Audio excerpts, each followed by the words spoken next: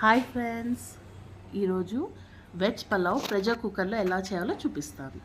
ముందుగా ఒక pressure cooker తీసుకొని సరిపడా ఆయిల్ వేసుకొని ఆయిల్ కొంచెం హీట్ అయిన తర్వాత బిర్యానీ స్పైసెస్ యాడ్ చేసుకోవాలి. నేనైతే ఇక్కడ వితౌట్ జింజర్ గార్లిక్ పేస్ట్ ఇంకా ఆనియన్స్ చేస్తున్నాను.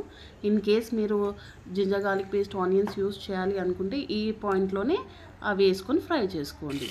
నెక్స్ట్ కట్ చేసిన గ్రీన్ చిల్లీ అండ్ మీ దగ్గర ఉన్న వెజిటేబుల్స్. నా దగ్గర అయితే ఆలు, క్యారెట్, క్యాప్సికమ్ ఉంది.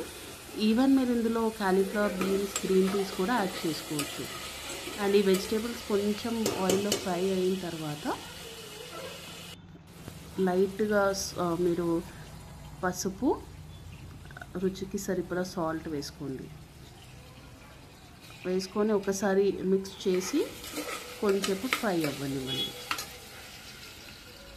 ఇప్పుడు ఒక మీడియం సైజ్ టొమాటో తీసుకొని అది కూడా యాడ్ చేయండి. ఇది ట్యాంగీ ఫ్లేవర్ ఇస్తుంది, అందుకే నేను టొమాటో యాడ్ చేశాను. ఇది కొంచెం టొమాటో సాఫ్ట్ అవ్వాలి, ఆయిల్లో మగ్గిపోవాలి. ఇప్పుడు కొంచెం టొమాటో సాఫ్ట్ అయ్యాక ప్రోటీన్ కోసం నేను సోయా చంక్స్ యూస్ చేస్తున్నాను. ఇన్ కేస్ మీకు వద్దు అనుకుంటే స్కిప్ చేయొచ్చు. ఇప్పుడు ధనియా పౌడర్ కూడా ఆయిల్లో మంచిగా ఫ్రై అవ్వాలి. పచ్చివాసన అంతా పోయిన తర్వాత మీరు అప్పుడు వాటర్ యాడ్ చేసుకోవాలి. వాటర్ కూడా 1:2 రేషియో, అంటే మీరు ఇప్పుడు ఒక కప్ రైస్ తీసుకుంటే 2 cups ఆఫ్ వాటర్ యాడ్ చేసుకోవాలి.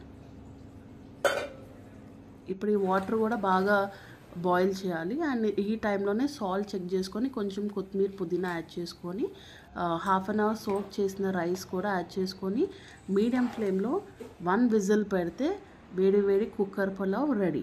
అండ్ ఇది చాలా సింపుల్ అండ్ ఈజీ రెసిపీ. ఇది పిల్లల లంచ్ బాక్స్లోకి, హస్బెండ్ లంచ్ బాక్స్లోకి మీరు ఈజీగా చేసి పెట్టచ్చు. మార్నింగ్ టైంలో కూడా ఎక్కువ టైం టేకింగ్ ప్రాసెస్ కాదు. దీనికి ఆలు గ్రేవీ కర్రీ ఉంటే ఇంకా చాలా బాగుంటుంది. ఒకసారి మీరు కూడా ట్రై చేసి టేస్ట్ చేసి నాకు ఎలా ఉందో కమెంట్ బాక్స్లో చెప్పండి. Thank you so much for watching.